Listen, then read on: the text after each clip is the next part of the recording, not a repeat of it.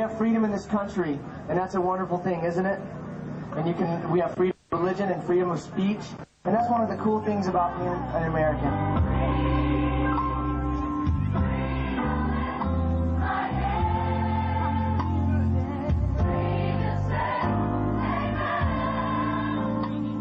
Battery Park, in the heart of downtown New York, and a hymn to America in the last of the summer sunshine. New York is the richest city and the richest country in the world.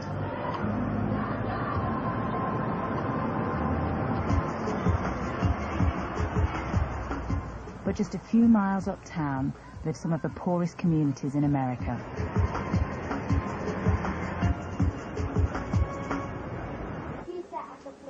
In the Bronx, 3 grandchildren try to bring their grandmother up to date with the latest fashions.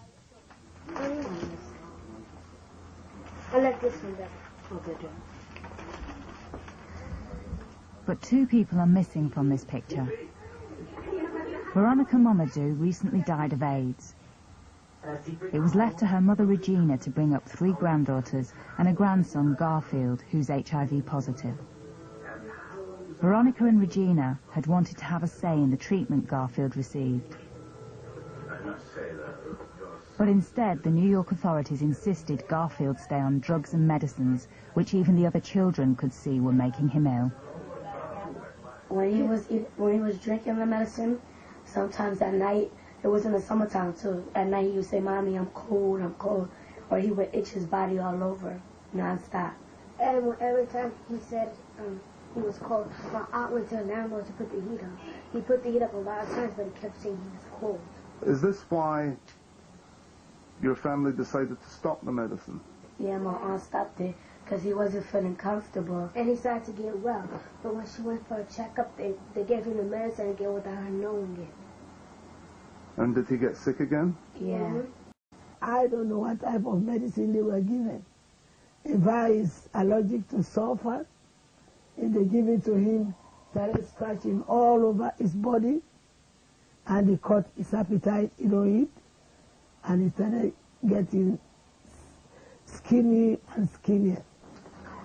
Convinced that the medicines were making things worse, not better, they turned to their hospital doctor for advice. He made an unexpected offer. My daughter told me, she said when she went to see the doctor, at that time it was the child's appointment day. So the man said they will be giving her $25 for a month if they can put the child on experimental basis. She said, I will think about it. And she said no. Then the doctor told her, he said, you will regret it. Regina's daughter took Garfield off all medication. Almost immediately, his health improved. Then there was a knock on the door.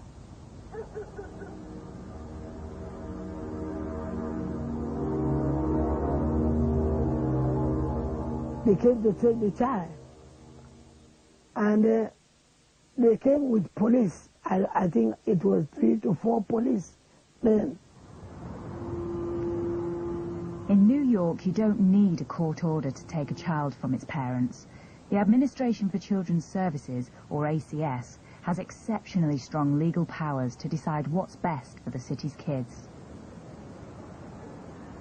They're essentially out of control. I've had many ACS caseworkers tell me, we're ACS, we can do whatever we want, and they usually get away with it. Garfield simply disappeared into the system, one of 23,000 children placed either with foster parents or in children's homes.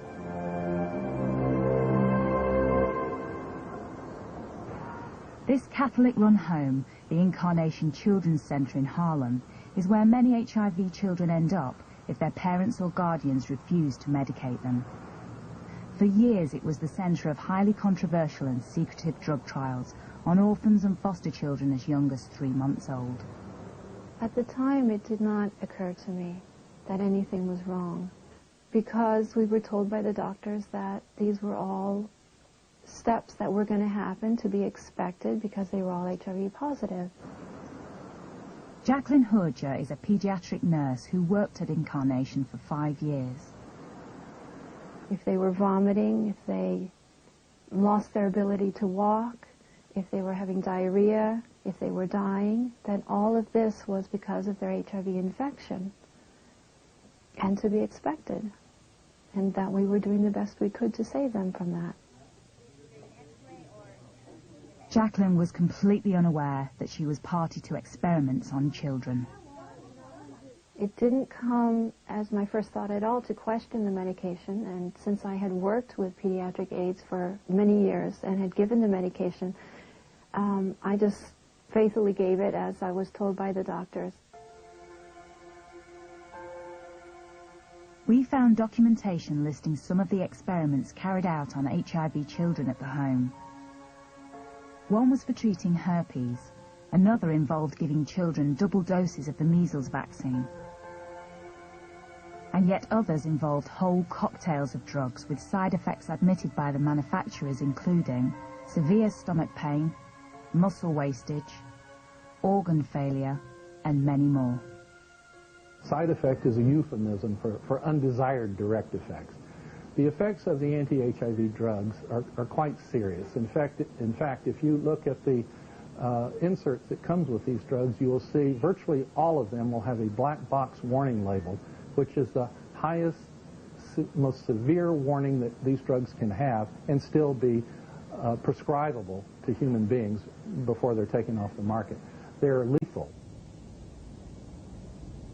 3,000 miles west of Manhattan, Dr. David Raznick is internationally renowned for his work on numerous diseases, including cancer. I'll scroll it up a little so we can see the years and everything.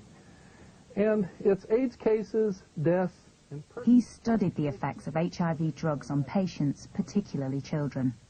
The young are not completely developed yet. The immune system isn't completely mature until your person's in their teens, typically. We asked for his opinion on some of the Incarnation trials. We're talking about serious, serious side effects. Didanosine, all by itself, is a very dangerous drug. Zidovudine is our famous AZT, which has never been shown to be life-saving. It also causes severe anemia. Nevirapine is the drug that also causes that Stevens-Johnson syndrome, the flaking of the skin, and it's very, very dangerous and debilitating. It's horrible and painful and also lethal. These children are going to be miserable. They're absolutely going to be miserable. They're going to resist taking them after a while. They're going to probably take them when people give it to them. They're going to suffer so much AZT all by itself. They're going to have cramps. They're going to have diarrhea. They're not going to eat. Their joints are going to swell up. They're going to roll around on the ground. You can't touch them.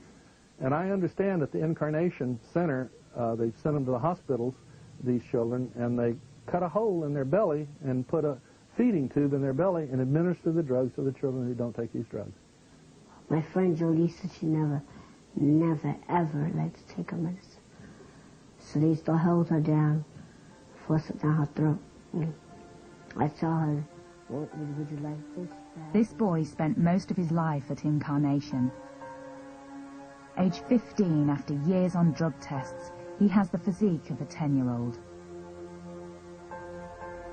He didn't want to show his face, but he did want to tell the story of what happened to him in the home.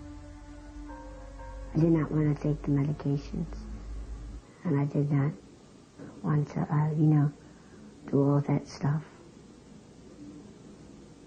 But they insisted. Yeah, if you want to get out of there, you have to do what they say, or else you're not going anywhere. His medical records, which we've obtained, prove that he was enrolled in drug trials while living at Incarnation. If a child refused to take the medicine, a peg tube was inserted directly into the stomach, something he warned his friends about. And I used to tell her every single day, please take